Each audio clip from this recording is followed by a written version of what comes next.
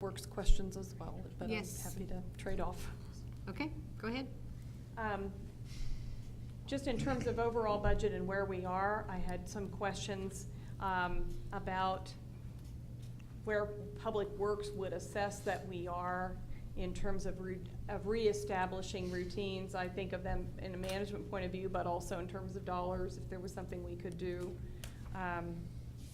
Might be most appropriate for Mr. Whitaker, but I'll ask you. Yeah, I would prefer that you ask me the question. Okay. In terms of preventive maintenance, where we are maybe on a scale of 1 to 10, 1 low, 10 high, on alley regrading on an annual basis rather than a complaint basis. And line painting as well, are we caught up? Are we able to do everything that we need to do in a timely manner? There was a time that we couldn't crack ceiling in terms of protecting the streets that we have. And the street sweeping, we were at a point at one time when we couldn't do it at all, and whether we're back into routines on those. Okay. So I'm going to struggle a little bit in answering here only because I think we've traveled away from the budget questions to a lot of operational issues. And while I think under the city manager form of government, those are issues, I don't want it to be not answering your questions, but I also think that we're entering into something that's a little bit different than the purpose tonight. So if the body wants to proceed with that discussion, I'm happy to bring Mr. Whitaker up here to talk about that, but I don't think that was the objective of this conversation this evening. I don't know how the rest feel, but I would hope that, you know, if you want to get those answers together and that those could be delivered to Mrs. Hiller in a timely fashion. But I don't know, is that something we all want to discuss, or we want just to get the answers later? I will, and that's fine. I will explain my reason for it. I've been on, this is my 6th budget with the council, and when I came on, things were very, very inefficient because those routines had all dropped off, and so we were spending a lot of time, and we were being asked to cut staff and then consider keeping staff because operating on a complaint basis, you're running out and checking things and sending a crew out just to make a certain repair, and that's far more expensive than just doing those routines, and I have seen great progress and was wondering where we were. Again, I don't know where the staff is being added or not yet, but whether just where we were staffing wise, and if those routines were up, it was of interest to me to make sure where we were and if staff was needed to have that conversation. So that was my intent. And Deputy Mayor and Councilmember Hiller, I think what you've observed in the last couple of years is continuing. We're seeking to continually increase operations, to look for efficiencies, to engage people closer to the point of the spear, and asking the question, how can we do this better? We have as probably the first conversation that I had with the staff when I got here is I don't think management necessarily served them well, and we're trying to establish a better and more engaging and receptive style of management that allows the person who's doing the crack sealing and doing some of the work and asking them how can we improve that. We're not 100% there yet, but I think we're much better, and I want to commend the leadership of Doug Whitaker, who really has come in and established a level of trust and a level of engagement, and I think we're just starting to see the beginnings of that at this point. So our objective is to continually look for cost savings and customer service efficiencies that we can deliver a high-performing organization and the benefits of a high-performing organization to this community. And a lot of us have been sitting in our chairs for less than 2 years, some of us for about 2 months, and we're getting better, but we have a long way to go. Well, and it was complimentary. It was just a matter of catching where we were and making sure it was adequately supported. I had, if I might, one other Public Works question. Yes, Mrs. Hiller. The city manager. There's been discussion of the possibility of using the half-cent sales tax money for snow removal. My question would be, what is the vision of what snow removal, what level of snow removal we plan to do in the future, and what, if any, of that is to be included still in the operating budget? Well, our goal is to be responsive when the snow happens, and I'm certainly once again, if this body wants to revisit this topic, we just talked about it as part of the half cent sales tax. Correct. I think we had a fairly extensive Yes. conversation. I don't believe it has anything to do with this budget here. We have been provided direction by this body to include the snow removal in the budget. And the fact is we had a snow plan that, by all intents and purposes, your guys' emails and phones were ringing off the hook, and we looked at a better way to do it. What we want to do is to come back with a very responsive program, and we about got it designed at the end of the snow season. I was not hoping for one more good snow so we could test it, but we'll be ready when we go forward next year. Thank you, Mr. Colson. Is there, yes, Mr. Brown? I do have one question. I want to circle back to something for just a minute. It was brought up in regards to the lawn mowing, bank-owned properties. And again, this is probably something that might be better addressed or returned later. But does the city manager and the budget staff have an estimate on the impact on the budget of improperly maintained bank-owned properties? Let Deputy Mayor and Councilman Brown, let us come back to you. I'm not expecting an answer So tonight. if I can provide some texture to that answer. Please do. What really drives our conversation pertaining to code enforcement is not necessarily the property that's violating the code. It's the impact on all of the people surrounding it. We don't believe it's fair that one person can destroy the quality and peace of life and economic value of the rest of the neighborhood. But that's a question that we've looked at, and I could probably turn around and I could probably get somebody to nod their head that they're ready to talk about it. But since I don't know the answer to that question, let us come back before the next meeting with what we know on that particular topic. Mr. Brown? I would be interested in your thoughts on a way forward on that. Thank you. Thank you. Thank you. Is there any other questions regarding the general fund departments, anything that we've talked about? I have some. Yes, Mrs. Ortiz. Thank you, Deputy Mayor. This is in the executive on page 26. Well, actually, let's start on 25. Printing and advertisement has gone up $14,200. Can you elaborate a little bit on that? Yeah. Page 25.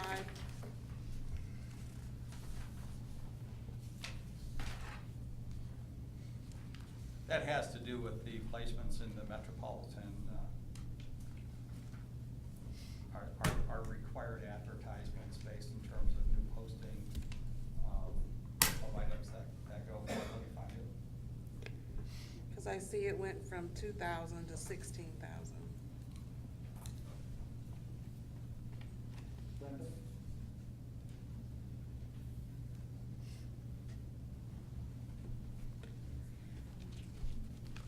Well, 2,000.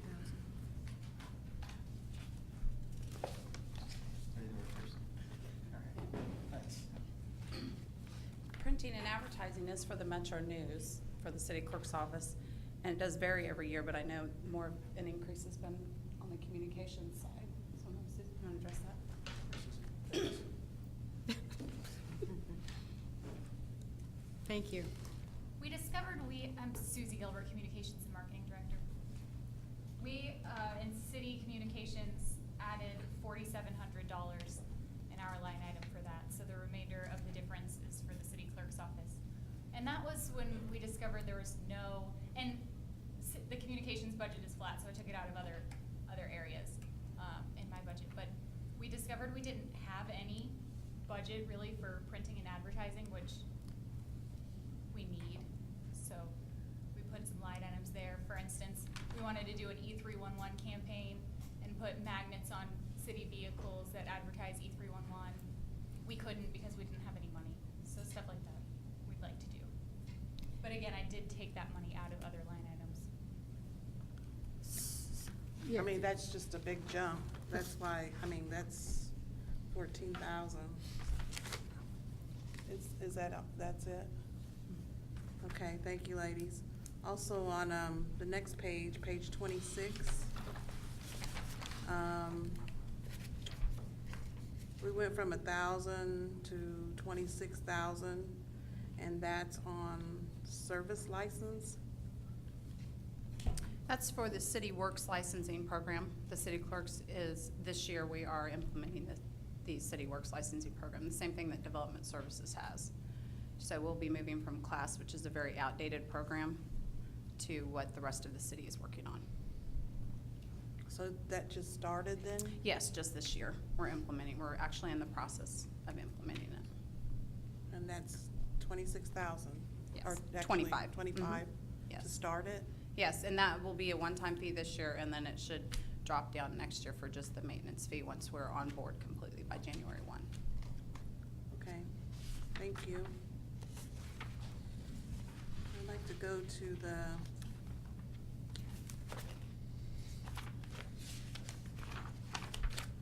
we had 500 in the city council office for overtime, and I didn't quite understand that. Actually, it's 5,000. It's on page 18.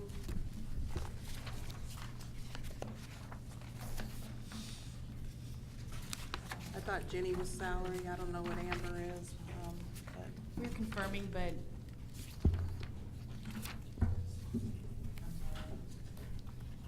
Okay, so we're looking at page 18, is that correct? And which line? it's towards the top. It's for overtime pay. Okay, 51005. got it. Oh, that's part of our security? Yes. Okay, thank you. If I may, Deputy Mayor, Yes. my highlighter broke on me, so I apologize here.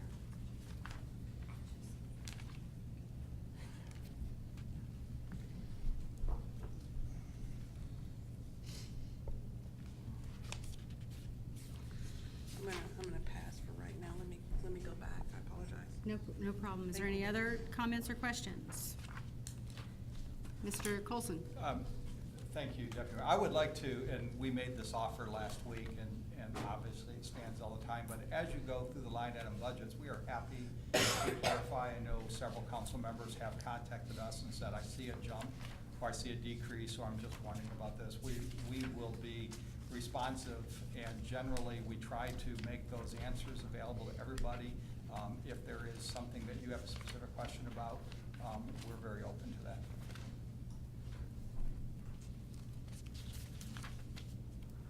I'm not seeing any other comments or questions. Mr. Colson, are we trying to adopt the general fund budget tonight, or doing this in total when we're ready to adopt the budget? Well, thank you, Deputy Mayor. We're open to however you want to proceed. I think the most important thing is nobody on this body feels as if they're being unreasonably rushed into an action. We would hope that by the time that we concluded the meetings next week, next Monday night, that there is a concurrence on the part of this body to move the budget forward as you determine to see fit to the council as a whole. Our preference, our hope would be that this body would make a consideration, determination tonight, that this is the general fund budget that they would like to see go forward so that we can focus on the other funds going forward. But we are open to we serve at your pleasure. And I think that was the plan, that we'd be moving into the other funds next Monday night for the next budget meeting, not withstanding that if you got questions, you would certainly open with answers to any questions on the general fund budget or anything else for that matter. But is there, I guess I just open it up for discussion whether we want to at this point in time, adopt that or just hold off. Mr. Schmidt, or Mr. Swartz? Well, I would hope that we'd have all the council members here to adopt the general fund budget, just in case. And it also gives us a little bit of time to wade through the book again. Okay.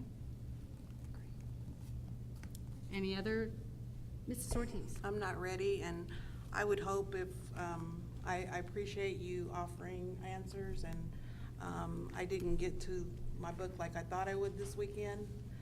But I'm not ready to adopt anything, and I would hope, I know Nikki said she wants to compile them all. I hope we would get them back. I don't mind her compiling the list, but I hope we would get them back in a timely, more timely fashion than compiling them all and waiting for everybody's answers. Deputy Mayor and Councilmember Ortiz, I accept that challenge. I think what we would do is maybe just give a quick as quick a response as possible to the individual question. And then we would also compile those and kind of. Or maybe to everybody, so if they have that same question, we're not asking staff more than one time. Yes, that's a good suggestion. So we will be responsive to the individual questions. We will also compile that. And then when we feel like we've got the tranche of them together, we'll send it out as a library of answers. Okay, Mrs. Hiller. Thank you so much. I appreciate that. I've been able to ask and get answers to a lot of questions that therefore I didn't bring here, and I've appreciated that. I appreciate the discussion about waiting because the risk funds and the utilities are interrelated with this fund, and so I'm much more comfortable, A, giving the time, and B, being able to be sure we've been through all of it before we would take those committee votes. That's fine. Is there any other comments or questions, or are we ready to adjourn for the night? And make sure everybody's had the chance to say, yes, Mr. Schmidt. I just wanted to say, yeah, I'm fine with waiting until everybody gets their questions answered. But I also wanted to say that I really do appreciate what the city manager and this finance staff that he's put together has done. I really like the idea that we're not up here micromanaging every aspect of the budget. That's what we hire or fire you for. That was veiled, not very well, but it was veiled. And I appreciate that I have had nothing but great response from the finance committee, and you know, and I'm sure they've met with everybody else too on an individual level, and I appreciate the work that you guys are doing in the format that you put this in. So thank you. Okay, I'm not seeing any other hands for comments. I will adjourn the meeting.